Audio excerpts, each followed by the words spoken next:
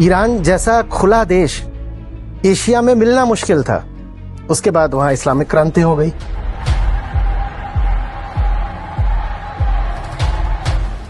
उन्नीस 1970 तक ये देश कैसे हुआ करते थे इसको देखिएगा, और इसके बाद ये देश धार्मिक हो गए।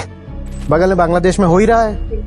काबुल की यूनिवर्सिटी में महिलाएं प्रोफेसर हुआ करती थीं, और हम 200 साल पहले की बात नहीं कर रहे, हम अभी कुछ दशक पहले की बात कर रहे हैं। जहां आज लड़कियां स्कूल नहीं जा सकती, वहां महिलाएं यूनिवर्सिटी की प्रोफेसर हुआ करती थीं।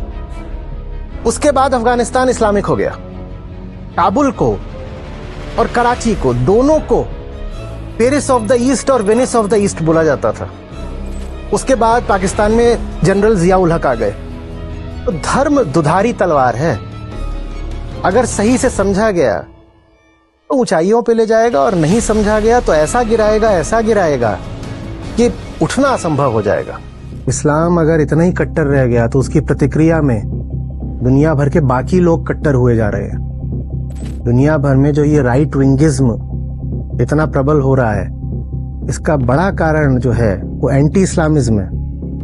क्योंकि रिफ्यूजीज दुनिया भर के सब देशों में पहुंचे हुए हैं, यूरोप में भरे हुए हैं, अमेरिका में भी पहुंचे हुए हैं। ये रिफ्यूजीज वहां पहुंचते हैं और अपनी कट्टरता दिखाते हैं, तो आम जनता कहती है कि हम ही क्यों लिबरल बने रहें। एक हार्डनिंग ऑफ एटीट्यूड हो जाता है।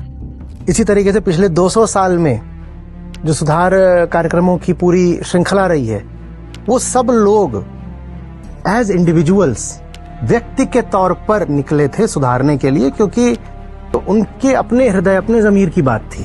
खुद ही करना पड़ता। हाँ, प्रेरणा आप ले लो किसी से, वो अलग बात है।